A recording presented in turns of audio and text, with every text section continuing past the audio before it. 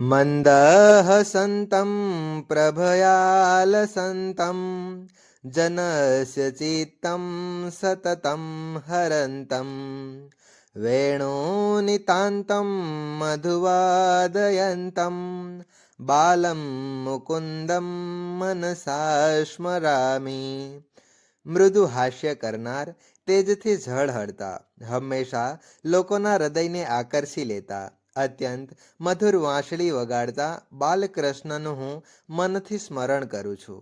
પીળા પિતાંબરધારી, મોર મુકુટ શોભિત, કાનન કુંડળ ધરાવતા, મુખ પર સુંદર વાંસળી ધરાવતા અને સાથે ગાયો લઈને આવી રહ્યા છે આપણા લાડકા લડ્ડુ ગોપાલજી શ્રી બાલકૃષ્ણજી. હા, આપણા પરમ ભગવાન શ્રી કૃષ્ણનો અવતરણ દિવસ આવી ગયો છે.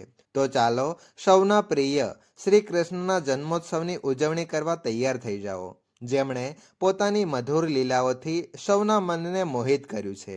ક્યારેક વ્રજની માટી ખાઈને યશોદા મૈયાને પોતાના મુખમાં આખા બ્રહ્માંડનું દર્શન કરાવ્યું, તો ક્યારેક ગોપીઓનું માખણ ચોર્યું, તો ક્યારેક મધુર વાંસળીના સ્વરથી સમગ્ર સૃષ્ટિને મોહિત કરી લીધી.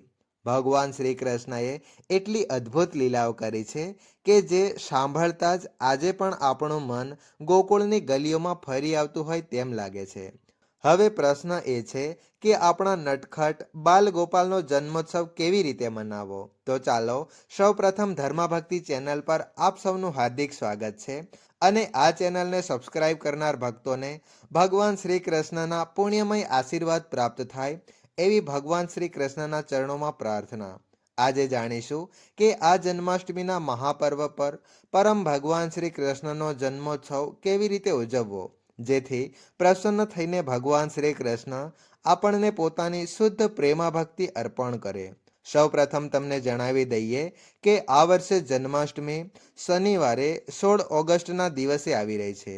આ દિવસે બ્રહ્મ મુહૂર્તનો સમય સવારે 4:02 રહેશે અને સૂર્યોદય સવારે 5:59 થશે. આ વ્રતનું પારણ કરવાનો સમય બીજા દિવસે એટલે કે 17 ઓગસ્ટે સવારે 6:05 રહેશે. ઘણા સ્થળોએ લોકો મધરાતે જ ભગવાન શ્રી કૃષ્ણનો અભિષેક કર્યા પછી જ આ વ્રતનું પારણ અન્નયુક્ત પ્રસાદ સાથે કરી લે છે.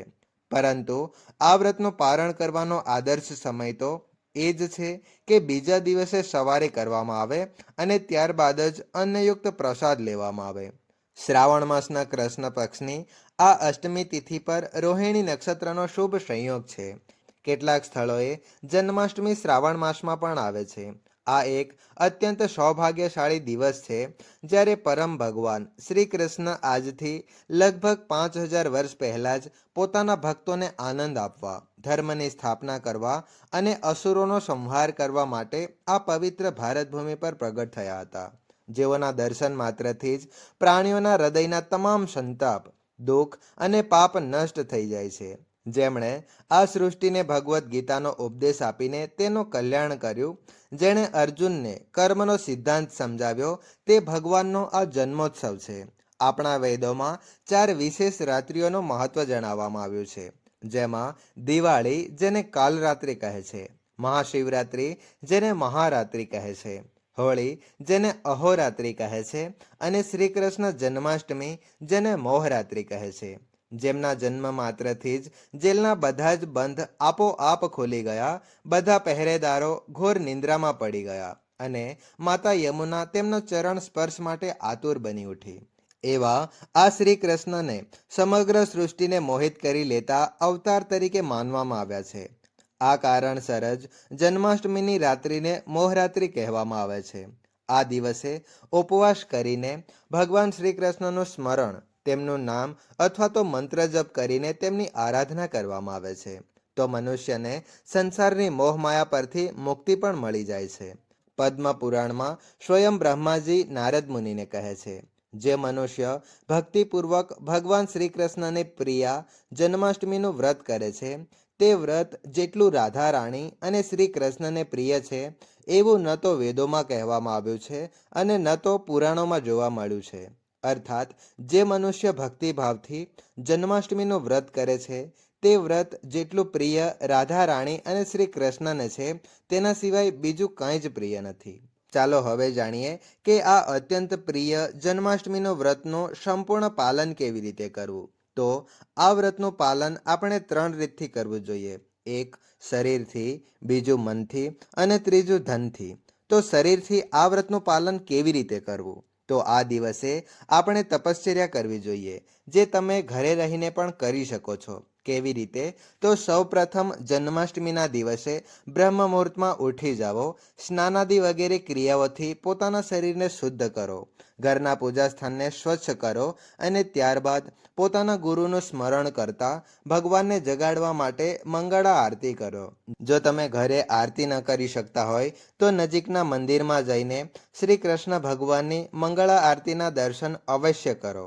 પરંતુ જન્માષ્ટમીના દિવસે સૌપ્રથમ ભગવાનના સુંદર સ્વરૂપનું દર્શન કરવું જરૂરી છે. મંગળા આરતી થયા બાદ જો ઘરમાં ભગવાનનો વિગ્રહ હોય તો તેમને સ્નાન કરાવો, સ્વચ્છ અને સુંદર વસ્ત્રો પહેરાવો, તેમને ભોગ અર્પણ કરો. ત્યારબાદ તુલસી દેવીની પૂજા કરો, તેમને જળ અર્પણ કરો અને તેમની પ્રદક્ષિણા કરો.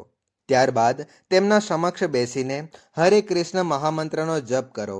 હરે કૃષ્ણ કૃષ્ણ કૃષ્ણ હરે હરે, હરે રામ રામ રામ હરે હરે. અથવા તો શ્રી કૃષ્ણ મહામંત્ર ઓમ ક્લીમ કૃષ્ણાય નમઃ, આ મહામંત્રના પણ અવશ્ય જપ કરો. જો શક્ય હોય તો આ મહામંત્રની ઓછામાં ઓછી 11 માળા કે 21 માળા અથવા તો 51 માળા કે 101 માળાના જપ કરવા જોઈએ. સંભવ છે કે તમે બધી જ માળા એક સાથે સવારે બેસીને ન કરી શકો તો કંઈ વાંધો નહીં. સવારે જેટલી માળાના જપ કરી શકો તેટલા કરો અને બાકીની માળા દિવસ દરમિયાન પણ કરી શકાય છે. હવે જન્માષ્ટમીના દિવસે દરેક વ્યક્તિએ ઉપવાસનું પાલન કરવું જોઈએ. એકાદશીની જેમ જ આ દિવસે પણ જે વ્યક્તિ અન્નનું ભોજન કરે છે તેને નરકમાં જવું પડે છે, એવું શાસ્ત્રોમાં કહેવામાં આવ્યું છે. તેથી જન્માષ્ટમીના દિવસે પણ કોઈ પણ રીતે અન્નનું સેવન ન કરવું. ઘણા ભક્તો આ દિવસે સંપૂર્ણ નિર્જલ ઉપવાસનું પાલન કરી અને રાત્રે 12 વાગ્યે ભગવાનનો અભિષેક થયા પછી એ જ ચરણામૃત પીને વ્રત ખોલે છે. પરંતુ સૌ માટે આ શક્ય નથી, એટલે તમે દિવસમાં 1 કે 2 વાર પાણી સાથે ફળ અથવા તો દૂધ લઈને પણ ઉપવાસ કરી શકો છો. જો ખાસ જરૂરિયાત ન હોય તો જન્માષ્ટમીના દિવસે પકવેલું એટલે કે બનાવેલું ભોજન પણ ન લેવું જોઈએ. એટલે એકાદશી પ્રસાદ જેવું જ. પરંતુ ગર્ભવતી સ્ત્રીઓ, બાળકો, વૃદ્ધો અથવા તો બીમાર લોકો માટે એવું કંઈ કડક નિયમ નથી હોતો, તેઓ લઈ શકે છે. હવે જોઈએ કે જન્માષ્ટમીનું પાલન મનથી કેવી રીતે કરવું. તો આખો દિવસ પોતાના મનમાં ભગવાન શ્રી કૃષ્ણનું સ્મરણ અને ચિંતન કરવું જોઈએ. કોઈ ભૌતિક ચર્ચા કે વિચાર ન કરવા. આ દિવસે વધુમાં વધુ હરે કૃષ્ણ મહામંત્રનો જપ કરો અથવા તો ક્લીમ કૃષ્ણાય નમઃ આ મંત્રનો જપ કરો. પરમ ભગવાન શ્રી કૃષ્ણની કથાઓ સાંભળવી અને શ્રીમદ ભાગવતમાંથી ભગવાનની લીલાઓ વાંચવી. આ દિવસે નજીકના કોઈ પણ મંદિરમાં જઈ સેવા પણ કરી શકાય છે. જ્યારે તમે ઉપવાસ દ્વારા તપશ્ચર્યા કરીને ભગવાનની કોઈ પણ સેવા કરો છો ત્યારે ભગવાન અત્યંત પ્રસન્ન થાય છે. તેથી આ દિવસે કોઈ પણ મંદિર કે તમારા નજીકના કોઈ પણ મંદિરમાં જઈને સેવા માંગો. આ દિવસે તમારા મનને સંપૂર્ણ રીતે ભગવાન શ્રી કૃષ્ણ પર કેન્દ્રિત રાખવું જોઈએ અને કોઈ પણ પ્રકારની ભૌતિક ચર્ચામાં સમય બગાડવો નહીં તથા ક્રોધ પણ ન કરવો જોઈએ. આ દિવસે ટીવી સિરિયલ્સ વગેરે જોવામાં સમય ન બગાડવો, કોઈની નિંદા કે ચુગલી કરવી નહીં, અનાવશ્યક ભૌતિક ચર્ચાઓથી પોતાને દૂર રાખવું. એવા કાર્ય કરશો કે જે તમારા મન અને ચેતનાને શ્રી કૃષ્ણ સાથે જોડવામાં સહાયક બને.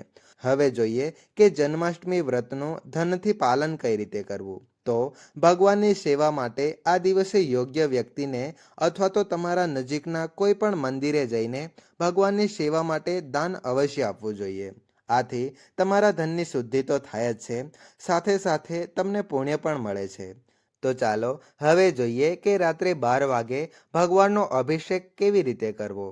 જો તમે તમારા ઘરમાં જન્માષ્ટમી ઉજવી રહ્યા છો તો આ રીતે અભિષેક કરી શકો. અભિષેક કરવા માટે તમારે જરૂરી વસ્તુઓ જોઈએ. એક પાત્રમાં શુદ્ધ જળ, એક પાત્રમાં દૂધ, એક પાત્રમાં દહીં, એક પાત્રમાં મધ, એક પાત્રમાં પાણીમાં ગોળ અથવા તો ખાંડ મિક્સ કરીને તૈયાર કરેલું જળ, એક પાત્ર હળવું ગરમ પાણી અને એક નાના વાસણમાં હળદર અને એક બીજા નાના વાસણમાં ઘી રાખો. આ બધા જ પાત્રોમાં એક એક તુલસીનું પાન પણ અવશ્ય મૂકવું. અભિષેક શરૂ કરતા સૌપ્રથમ શુદ્ધોદક એટલે કે શુદ્ધ જળથી ભગવાનને સ્નાન કરાવો. ત્યારબાદ પંચામૃતથી સ્નાન કરાવો. દૂધ, દહીં, ઘી, મધ અને ગોળ મિશ્રિત જળથી સ્નાન કરાવો. ત્યારબાદ ફળોના રસથી સ્નાન કરાવો. પછી ઉષ્ણોત્તમ જળ સ્નાન એટલે કે થોડા ગરમ પાણીથી જળ સ્નાન કરાવો. ત્યારબાદ ચૂર્ણ સ્નાન, જેમાં હળદર પાવડર જળમાં મિશ્રિત કરીને ભગવાનના વિગ્રહ પર અર્પણ કરો અથવા તો હળદરનો લેપ કરો. ત્યારબાદ ફરીથી શુદ્ધોદક એટલે કે શુદ્ધ જળથી ભગવાનને સ્નાન કરાવો અને અંતમાં શક્ય તેટલા સુગંધિત પુષ્પોથી ભગવાનનો અભિષેક કરો. અભિષેક પૂર્ણ થયા પછી ભગવાનને સ્વચ્છ કરી નવા વસ્ત્રો પહેરાવો. આભૂષણોથી તેમને અલંકૃત કરો અને તેમની આરતી કરીને ભોગ અર્પણ કરો. આ દિવસે તમે તેમના માટે ખાસ મિષ્ઠાનમાં માખણ મિશ્રી, શ્રીખંડ, પેંડા, ખીર, માલપુવા વગેરે બનાવી શકો છો. તે સિવાય સ્વાદિષ્ટ અને સાત્વિક ભોજન બનાવીને પણ ભગવાનને અર્પણ કરી શકાય છે. પરંતુ પ્રયત્ન કરો કે બહારથી લાવેલું આહાર અર્પણ ન કરો. અભિષેક પૂર્ણ થયા બાદ તે ચરણામૃતનું પાન કરો અને જો જરૂર હોય તો તે જ ચરણામૃત વડે બીજા દિવસે સૂર્યોદય સમયે આ વ્રતનું પારણ કરી શકો છો, વ્રતને ખોલી શકો છો. જો તમને આ સંદેશમાંથી મહત્વપૂર્ણ માહિતી મળી હોય અને તમે આ વૈદિક કથાઓના પ્રચાર કાર્યમાં અમારી મદદ કરવા માંગતા હો તો આ વિડીયોને તમારા સ્નેહીજનો સુધી અવશ્ય પહોંચાડો અને તેમને આ ચેનલને સબસ્ક્રાઇબ કરવા માટે આગ્રહ કરો. તમારા દ્વારા આપવામાં આવેલી મદદથી અમે આ સનાતન સંસ્કૃતિના જ્ઞાનને વિશ્વના ખૂણે ખૂણામાં પહોંચાડવાનો પ્રયાસ કરી રહ્યા છીએ. ચાલો ભગવાન શ્રી કૃષ્ણના જન્મના આ પાવન પર્વ જન્માષ્ટમીનો સાચો અર્થ સમજીએ, તેમને પોતાના જીવનમાં આમંત્રિત કરીએ અને તેમનો જન્મોત્સવ ઉજવતા આ પાવન દિવસે તેમની શુદ્ધ પ્રેમમય ભક્તિ માટે પ્રાર્થના કરીએ. હરે કૃષ્ણ, જય શ્રી કૃષ્ણ. ઓમ ક્લીમ કૃષ્ણાય નમઃ.